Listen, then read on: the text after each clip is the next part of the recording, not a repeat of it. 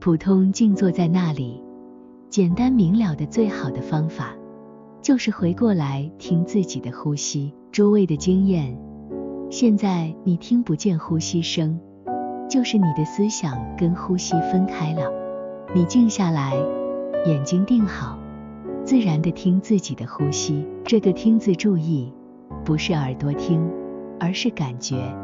不说像今天下午打雷这个情况，乃至在千军万马里，都可以听到自己呼吸。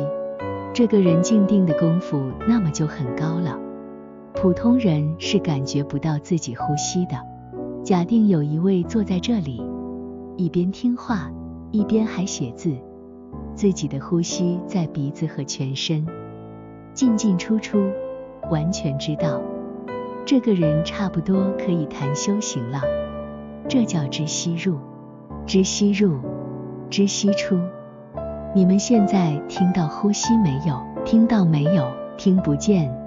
你们哪里听得见？只靠一点感觉吗？就是说，随时要跟这个感觉的出入息配合为一，这样才叫做修行，修止观。如果打起坐来，再勉强找个呼吸来配合，那算个什么修行？算老几啊？就像我现在跟你讲话，我知道自己呼吸的进出，你要学我一样，脚还在跳，手还在动，知吸入，知吸出，知道气息进进出出，没有一点不知道，但不能用力，勿住勿忘，也不能不注意。人有天然的呼吸，你一上座以后，万事不管，呼吸粗、细、长、短都不要去管它，静静地听着自己的呼吸。听，不是用耳朵去听，而是听其自然的听，不要去领导它，也不要拒绝它，慢慢地听。你听听看，呼吸蛮好玩的，开始短促，慢慢伸长。你不要认为我的功夫很好，不必搞这个玩意，错落。要想少病少恼，即使是登地菩萨也还要修。因此，不要有增上慢心，一定要修。听呼吸要不增不减，让它自然。一，知吸入；二，知吸出。进来知道，出去知道。所以修安那般那，我昨天讲了，问你们夜里体会没有？没有一个人答复我的。你呼吸进来出去，完全搞清楚没有？这很重要的，你不要当成开玩笑，在这里当作好玩，你辜负了自己，也辜负了我。譬如由六妙门开始，你们坐在这里一边听，一边知道自己呼吸进出，能够做到吗？老实讲，做不到，绝对做不到。假定有一位坐在这里，一边听话，一边还写字，自己的呼吸在鼻子和全身，进进出出完全知道。这个人差不多可以谈修行了，这叫知吸入。我这样一讲，你们自己测验一下嘛，一边听边做事，心念跟呼吸配合，在鼻孔这里开始，等于说眼观鼻，鼻观心。这个观不是眼睛去看的观，是心来观。如果是这样修行，很快有进步的。知吸入，知吸出。你们现在听到呼吸没有？听到没有？听不见。你们哪里听得见？只靠一点感觉吗？就是说，随时要跟这个感觉的出入息配合为一，这样才叫做修行，修止观。如果打起坐来，再勉强找个呼吸来配合，那算个什么修行？算老几啊？就像我现在跟你讲话，我知道自己呼吸的进出，你要学我一样，脚还在跳，手还在动，知吸入，知吸出，知道气息进进出出，没有一点不知道，但不能用力，勿住勿忘，也不能不注意。呼吸进来，你注意知吸入，头部这里的呼吸打通了。你试试看，不要什么都向肚子里咽啊，保留在丹田啊，沉下身体啊，笨蛋。你一直吸入，呼吸从鼻子里进来，你知道吗？出去也知道吗？其他都不要管，气进来一定沉下去的，不必管下面。如果一边修安那班那，气进来还要管肚脐管身体，你不是白修吗？10000年也修不好。气进来，你只吸入，喉咙以下都不要管了。当呼吸慢慢静下来，中间有没有思想？一定有思想。这时你就体会到生命一个是呼吸，一个是思想，一个是知道呼吸，知道思想的知。当你静下来后，知道自己的呼吸，思想还在转动，不要怕，因为你知道自己在思想，知道呼吸在动，但后面那个能知道的没有动过，你把握那个能知道的知性就静下来了，把思想念头完全放空灵了，随时知道自己在呼吸。3. 知息长短，随时随地自己呼吸一进一出，小的长短，这一句话就是问题了。什么叫呼吸长？什么叫呼吸短呢？你说有人那么高，我那么矮，那么高个子的呼吸进来特别长吗？个矮的呼吸会短一点吗？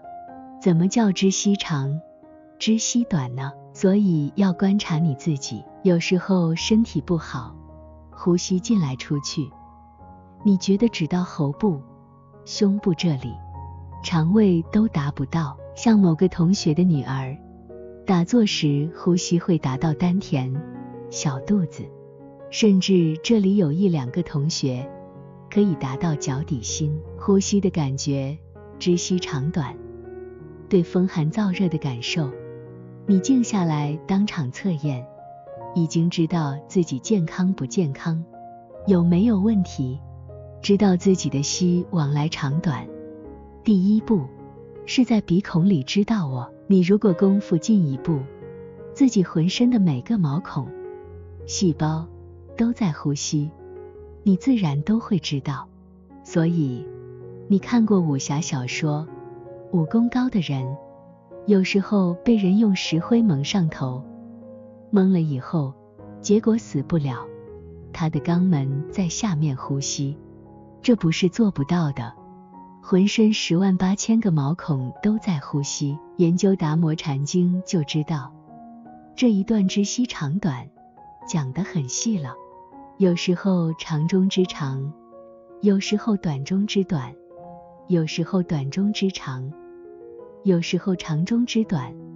为什么祖师们把他们的经验告诉我们那么清楚？虽然他交代清楚，也要你自己用过功才知道，不用功的话也觉得交代不清楚。我可以告诉你，有时候是长中之长，觉得出息也长，入息也长，在某一种时候感觉到出息很长，出去了，同空的境界配合，没有回来，回来以后觉得气回来一下很短，已经够了，所以是长中之短。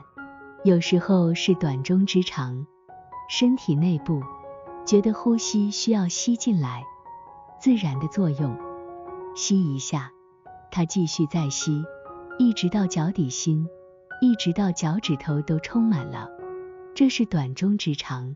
还有短中之短，长中之长，每一样都不同，这是跟你讲理论，你要去体会，把功夫做到，不是开玩笑的，不是吹牛的。知息长短我只讲了几个，这个里头包括很多内容，详细你们去看达摩禅经，这是吩咐你们注意，要自己用功去体会，不是讲空洞的理论，千万不要妄语骗人，骗人要下地狱的，那是千生万劫地狱果报啊。知息长短，你要搞清楚主体在这一个知性上，不在息上面。这个知性在身体每一个细胞内外都普遍的，不一定在脑子里，而是无所不在的。如果知道息的长短，你可以测验身体了。你们大家自己去体会，不要故意去练习呼吸。佛经告诉你，知息入，知息出，知息长短。这里把那些佛经归纳，知息长短，配合上你的修持了。对于饮食男女，要搞清楚，严持戒律。自然的呼吸，只有知性在看着呼吸，知息长，知息短。你在练习时，只是知道呼吸的长短进出，只看这个，不要管念头，看着呼吸的长短进出，慢慢的，愈来愈深愈长，气意充满，你整个身体也端正了。到了不呼不吸，止息也来了，就那么简单，半天一天就可以做到了。念头自然清净专一，身心立刻转变，头也不会昏沉了，很容易定住。到了止息的时候，思想念头没有了，一念清净，止住了。所以我有句很沉重的话，我说我不是跟你们在座这一般人讲，是另外一般人在听耶。这个话你们听不懂而已。到达念也止了，息也止了，还有没有呼吸呢？有，进一步知息长短，很长一段时间才感觉到还有一下呼吸往来，或者是出息，或者是入息，进来只在那里很久，偶然重新来一下。来一下是什么？长中短，短中长。有时候感觉到出息很长出去了，止息，回来的时候很短促，已经满了。有时候感觉到短中长，出息很短，或者入息特别深沉，一身气都充满了，没有饿的感觉了。4. 知息变深。你到知息长短以后，就知息变深了，全身都在呼吸。你们修持到达这个定境的时候，鼻子的呼吸已经不管了，不再呼吸了，鼻子没有作用。这时才晓得全身每个细胞，每个地方都在呼吸，气都充满，气脉都通了。到这个时候，还没有除诸身形，知息变深，气充满变深了，乃至晓得全身都在呼吸，非常非常重要，并不是发胀，也不是说像有些练武功、气功的那样发胖。想要发胖的话，那你还不如到街上的脚踏车店，拿个充气筒套在这里，哗啦打几下，马上发胀发胖了。这个你们都没有达到，想都不能想。真的到了知息变深，你那个武功不练就到了，除非不出手，一出手都是高手。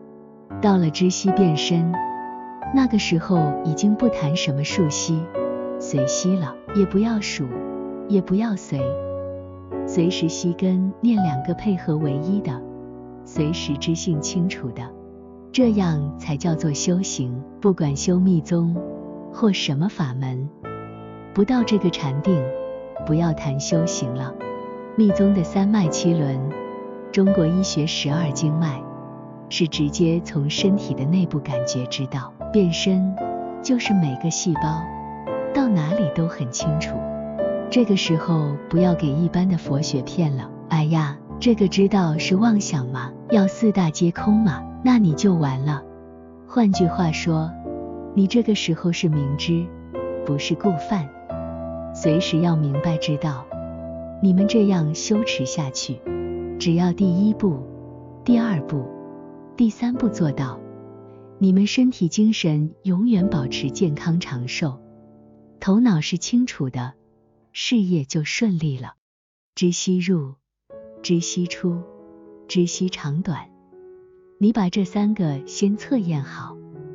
如果达到第4步知息变深，你的知性是没有妄想我，若有妄想，用六祖的师兄神秀的偈子，身是菩提树，心如明镜台，时时勤拂拭，莫使惹尘埃。任何妄想起来，不要妨碍知性，都把它丢开了，知性则存在。你一边做功夫，注意呼吸，一边也知道自己妄想来吗？你不要管那个妄想，只管这个息。功夫做到知息变身这一步，你的变化，用道家讲的4个字，祛病延年，一切病都好了，包括癌症在内，包括死亡在内。你要知息变身，小的息到达每一个细胞，就比较可以长寿，慢一点衰老。至少我现在在桌子上也打坐给你们看，我还可以动作很快做给你们看。为什么我这个年龄还这么轻便呢？知息变身，不像你们看起来比我还老。到知息变身时，整个身心气脉都变了。密宗同印度瑜伽讲的3脉都在变化，每个细胞呼吸都在变化。就算你老化了，又有病，这时病也好了，那个老化的细胞又活了起来。换句话说，你全身108000个毛孔自然都在呼吸往来，但却没有呼吸的现象。这是庄子说的与天地精神相往来，也就是孟子说的养我浩然之气，充塞于天地之间。我只讲原则，我对别的朋友们一起讲清楚。不过他们提问题，你们也听不见。我知道他们提问题了，所以答复他们。到知息变身这个境界，就是道家的3花聚顶，五气朝元了。3花聚顶就是脑部的脉打通，精气神与天地相通了。五气朝元，在中国讲是金木水火土5气，金就是肺，木就是肝胆，水就是肾，火就是心脏，土就是脾胃。在密宗和印度就是上行气、下行气、中行气、左行气、右行气。五气朝元，朝哪里？朝那个既然不动，都清楚了，舒服了，一切病都没有了。这个16特胜只讲知息变身，这一句话你翻遍了藏经以及所有道家的书，你也找不出来。我告诉你那么清楚明白，你以为的来容易。如果你也是12岁出去，学到90岁，像我一样用心求学，拿命来拼了，才会知道要做功夫才行。自己不做功夫，身体都已经衰老了，自己还不知道。5. 除诸身形。到了第5步除诸身形，不得了了，已经把身体的障碍完全打通了，没有身体的感觉，身体跟虚空合一了，这是真实的功夫。你看这4个字，除诸身形，灭除身上一切的障碍，都打通了。除诸身形，身上气充满，那些都变化了，化空灵了，整个身体柔软，内部统统变了。五脏六腑，拿现在西医讲的话，中枢神经的系统变了，连带前面道家叫任脉的自律神经系统的脏腑都变了。比如自己小的肝不好的，胃不好的，那个时候都好了。或者女性乳房像有乳瘤一样，慢慢自己小的化了。乃至说50、60岁的女人，更年期过了，忽然胸部又膨胀了，同少女一样充满起来。我们座中有人到了这境界，每个细胞都转变，个人自己知道。除诸身形，这个时候身上行阴作用不动，充满了，身体跟虚空等于合一，这个身体内外是通的。譬如你们练少林武功、童子功，到这个时候2个睾丸缩上去，自然的缩到肚子里，这个时候缩也好，不缩也好，谈都不要谈。身体空了，身上五阴的行阴空灵了，这个里头秘密很多。到了除诸身形的时候，如果你练武功，可以练到踏雪无痕，走路不在地面，而在地上飘了。到了除诸身形这个时候，修密宗的三脉七轮的气脉打通了，生活习惯已经变了，就是你们听惯了的一句话，精满不思淫，男女的淫欲观念没有了，没有压力了，觉得粗浅不喜欢了，当然勉强可以，等于楞严经上讲的于横尘时，味同嚼蜡。佛把做爱非常文学的形容为横尘，就是等于两个人运动做瑜伽一样，没有性欲的观念了。味同嚼蜡，没有说爱啊，舒服啊，这一套等于吃白蜡一样，什么味道都没有，可是也可以应付。到除诸身形，整个物理法则的动力还在转握，这要懂为实。